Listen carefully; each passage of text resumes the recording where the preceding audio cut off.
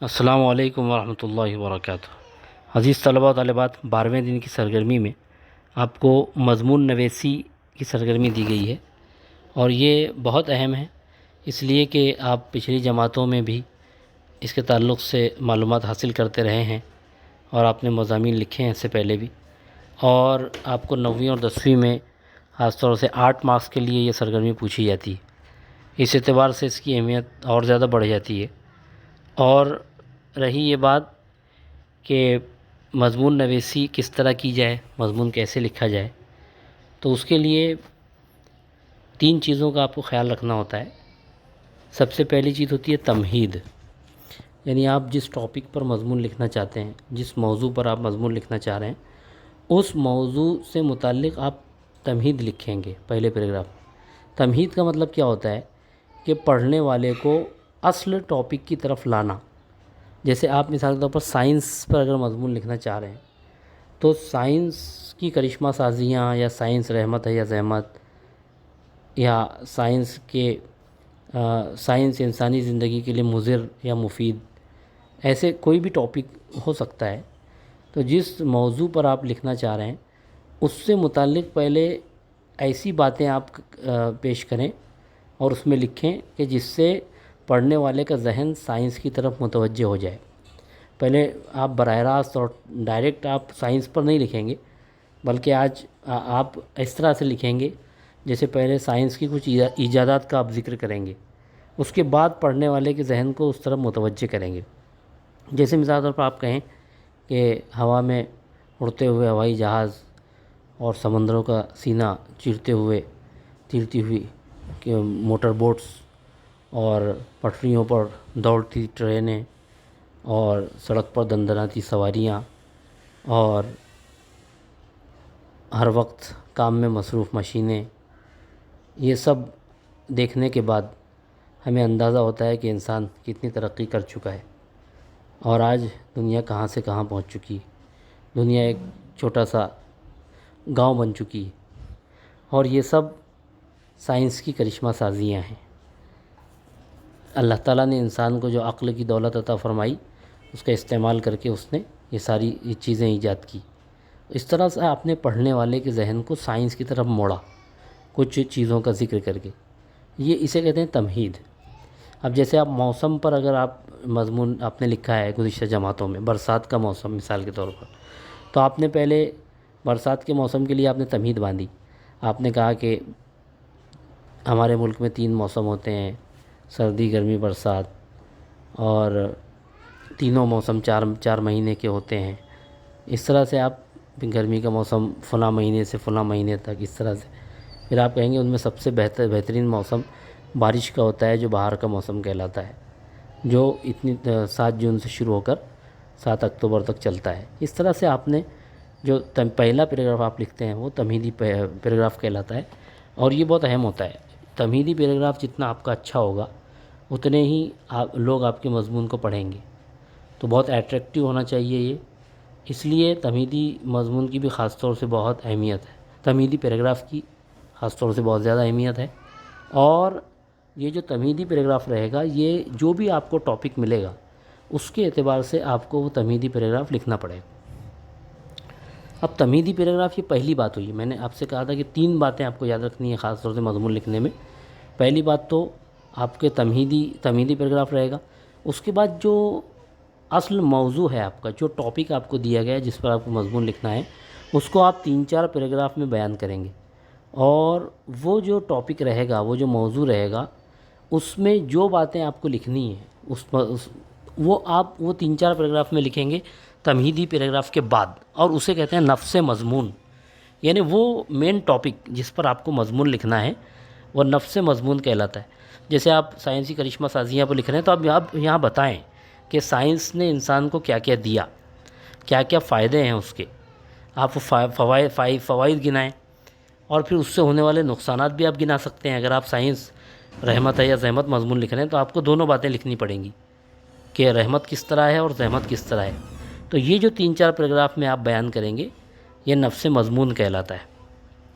تو پہلا پیراگراف آپ کا تمہید، اور پھر بعد میں جو آپ مین ٹاپک پر لکھیں گے 3-4 پیراگراف، وہ نفس مضمون وہ کہلاتا ہے.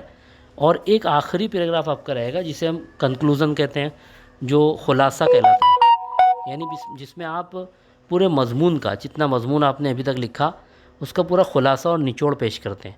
جیسے آپ لکھ رہے ہیں سائنس رحمت ہے یا زحمت، تو آپ لکھیں گے کہ مذکورہ بالا پیراگراف سے یا عبارت سے یہ بات ثابت ہوتی ہے کہ سائنس انسانیت کے لیے مفید بھی ہے اور مضر بھی ہے. خلاصہ کلام یہ کہ اگر سائنس کا صحیح استعمال کیا جائے تو وہ انسانیت کے لیے مفید ہے، اور اگر اس کا غلط استعمال کیا جائے تو یہ انسان کی تباہی کا ذریعہ بن جاتا ہے. اس طرح آپ نے ایک خلاصہ پیش کیا آخری پیراگراف میں. تو یہ خلاصہ، اسے ہم خلاصہ کہتے ہیں، اختتام کہتے ہیں. تو یہ تین چیزیں بہت اہم ہوتی ہیں کسی بھی مضمون میں: تمہید، نفس مضمون اور خلاصہ یا اختتام. تو اب آپ یہ جو تین چیزوں کا خیال رکھتے ہوئے آپ کو مضمون کس طرح لکھنا ہے، آپ مضمون میں چھوٹے چھوٹے جملے لکھیں، جملے صحیح ہونے چاہیے، املا درست ہونا چاہیے، زبان درست ہونی چاہیے. اور اس کے لیے آپ کیا کریں؟ اس کے لیے آپ مضامین پڑھیں، جو اخبارات میں جو مضامین آتے ہیں، رسالوں میں جو مضامین آتے ہیں، چھوٹے چھوٹے مضامین، وہ سب آپ پڑھیں. اس سے آپ کے مطالعے میں اضافہ ہوگا اور آپ مضمون بھی اچھی طرح لکھ سکتے ہیں. پھر اس کے علاوہ آن لائن آپ کو مضامین موجود ہیں، آپ ان کا بھی مطالعہ کر سکتے ہیں. گوگل پر آپ ٹائپ کریں جو بھی مضمون، آپ سائنس سے متعلق آپ کو مضمون لکھنا ہے تو آپ ٹائپ کریں گے تو کئی سائٹس آپ کے سامنے اوپن ہو جائیں گی. ان سائٹس میں آپ کو جو مضامین ملیں گے آپ اس کا مطالعہ کریں. پھر اس کا مطالعہ کرنے کے بعد اہم نکات اور پوائنٹس اس کے لکھیں ایک طرف، اور پھر اس کے بعد اپنے الفاظ میں آپ ایک نیا مضمون بنائیں. اب جیسے مثال کے طور پر آپ کو یہاں جو سرگرمی دی گئی ہے اس میں آپ کو پوائنٹس دیے گئے ہیں. ابھی آپ کو 5 پوائنٹس دیے گئے ہیں کہ اور مضمون آپ کو لکھنا ہے آن لائن پڑھائی کے تعلق سے. آن لائن پڑھائی کے تعلق سے مضمون لکھنا ہے. پہلا پوائنٹ آپ کو دیا ہے آن لائن پڑھائی کی ضرورت، دوسرا دیا ہے وسائل، تیسرا پوائنٹ دیا ہے وسائل کی دستیابی، چوتھا دیا ہے وسائل کی عدم دستیابی میں متبادلات، اور پانچواں پوائنٹ دیا ہے نقصانات. اب دیکھیے اس میں آپ کو کرنا کیا ہے کہ آن لائن پڑھائی کی ضرورت کیوں پیش آئی یا آن لائن پڑھائی کی ضرورت کیوں ہے آج کے دور میں. تو آپ سب سے پہلے کیا کریں گے، آن لائن تعلیم پر آپ مضمون لکھ رہے ہیں تو آپ براہ راست آن لائن تعلیم پر نہیں شروع کریں گے. آپ پہلے وبا کا ذکر کریں گے، آپ آج کے حالات کا ذکر کریں گے پہلے پیراگراف میں، اور پھر اس میں بتائیں گے کہ اس لیے آن لائن تعلیم کی ضرورت پیش آئی. اب وہ لکھنے کے بعد یہ کوئی آپ کا تمہیدی پیراگراف ہو جائے گا. اس کے بعد پھر آپ بتائیں کہ آن لائن جو تعلیم رہے گی اس تعلیم میں آپ کون کون سے وسائل یعنی سورسز کیا ہیں آپ کے، آپ کن کن چیزوں کو استعمال کریں گے، اس کے لیے کیا کیا ذریعے آپ کے پاس ہیں. تو آپ اس میں بہت ساری چیزیں لکھ سکتے ہیں.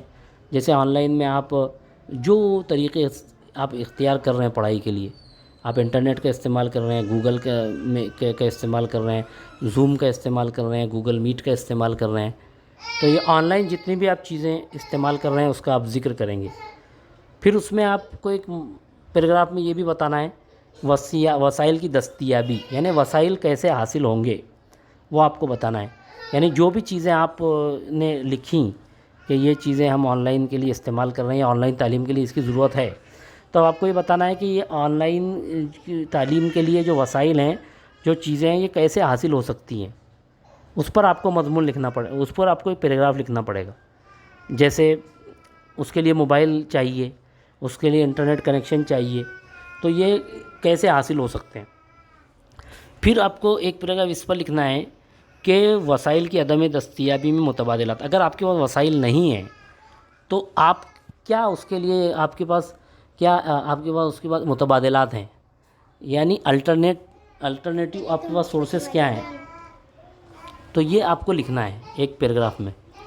اور اس میں آپ لکھیں گے کہ اگر اس طرح موبائل نہیں ہے یا انٹرنیٹ کنیکشن نہیں ہے تو کس طرح اس کا ہم سولوشن یا حل نکال سکتے ہیں. تو اس کے لیے یہ کیا جا سکتا ہے کہ ٹیوشن لگائی جا سکتی ہے. اگر پڑوس میں کسی کے پاس اس طرح کا موبائل کا انتظام ہو سکے یا ایک جگہ چند بچے بیٹھ کے اگر آن لائن پڑھائی کر سکتے ہیں تو اس طرح کیا جائے، یا دوسرے سے وائی فائی کنیکشن لیا جائے. اس طرح سے آپ بہت ساری باتیں اس میں لکھ سکتے ہیں. اور پھر آپ کو آخری میں بتانا ہے کہ آن لائن پڑھائی کے کیا کیا نقصانات ہیں. تو آپ بہت سارے نقصانات بتا سکتے ہیں کہ کبھی کنیکشن درست نہیں ہوتا، وہ اکثر لوگوں کے پاس موبائل نہیں ہے، اکثر لوگوں کے پاس کنیکشنز نہیں ہیں، انٹرنیٹ کنیکشنز نہیں ہیں، اور اس کے علاوہ مالی حالت اتنی نہیں ہے کہ انٹرنیٹ کا ریچارج کروایا جائے، اور اس کے علاوہ آن لائن تعلیم کا نقصان یہ ہے کہ پڑھائی کم ہوتی ہے اور دوسری چیزوں میں زیادہ انسان مصروف ہو جاتا ہے۔ تو اس طرح سے آپ کو یہ ساری باتیں لکھنی ہیں، اور پھر اس کے بعد آپ خلاصہ بھی بیان کریں گے۔ تو خلاصے میں آپ لکھیں گے، اس میں آپ بتائیں گے کہ آن لائن تعلیم کی ابھی ضرورت ہے، لیکن وہ کتنی مفید ہے اور کتنی نقصان دہ ہے وہ آپ اس کا ذکر کریں گے۔ اس طرح آپ یہ مضمون تیار کریں گے، اور اس کے لیے آپ آسان ترکیب یہ بھی ہے کہ آپ گوگل پر ٹائپ کریں آن لائن تعلیم، اور اس کے تعلق سے جتنے بھی سائٹس آئیں گی، جتنے بھی مضامین آئیں گے وہ پڑھ لیجئے پہلے، اس کے بعد آپ اپنا مضمون تیار کیجئے اہم پوائنٹس نکال کر۔ اس کے بعد آؤ مشورے میں آپ کو پوچھا گیا کہ کیا انٹرنیٹ کا نعم البدل ہے، یا تھوڑا سا ٹائپنگ میں مسٹیک ہوئی ہے، نعم البدل ہے وہ بے ادھر آ گیا ہے، ڈبل ہو گیا ہے۔ تو اس عنوان پر آپ کو مضمون لکھنا ہے۔ آپ کو لکھنا ہے کہ انٹرنیٹ کا کوئی الٹرنیٹ ہے کیا، یعنی انٹرنیٹ نہ استعمال کرتے ہوئے ہم کسی اور طریقے سے پڑھائی کر سکتے ہیں کیا، اس کا کوئی اچھا بدل اور کوئی ہے کیا دوسرا، اس پر آپ کو مضمون لکھنا ہے۔ تو اس کو بھی آپ گوگل پر تلاش کریں کہ انٹرنیٹ کا نعم البدل، اس طرح آپ کو کچھ وہاں پر مواد ملے گا، وہ استعمال کریں۔ کچھ اپنے طریقے پر آپ سوچیں کہ کیا انٹرنیٹ کے علاوہ بھی کوئی ایسی چیزیں ہو سکتی ہیں جس سے ہم پڑھائی کر سکتے ہیں، آج کے اس چیلنج کو ہم قبول کرتے ہوئے اپنی تعلیم کو جاری رکھ سکتے ہیں، اس پر آپ کو لکھنا ہے۔ اور پھر ایک مضمون جو بہت پہلے سے اب اس پر آپ نے لکھا بھی ہوگا، محنت کرے انسان تو کیا ہو نہیں سکتا، اس پر آپ کو اپنے خیالات کا اظہار کرنا ہے۔ اس کے لیے بھی آپ گوگل پر ٹائپ کریں محنت کرے انسان تو کیا ہو نہیں سکتا، آپ کو بہت سارے مضامین ملیں گے وہاں پر، اس میں سے مواد نکالیے اور پھر اپنا مضمون تیار کیجیے۔ امید ہے انشاءاللہ آپ اس پر محنت کریں گے، اور اگر آپ محنت کریں تو آپ کو زندگی بھر کے لیے ایک بہت اچھی چیز آپ کے ہاتھ آ جائے گی، اور آپ ایک اچھے مضمون نگار بن سکتے ہیں۔ امید ہے آپ کو مدد ملی ہوگی اس ویڈیو سے۔ السلام علیکم ورحمۃ اللہ۔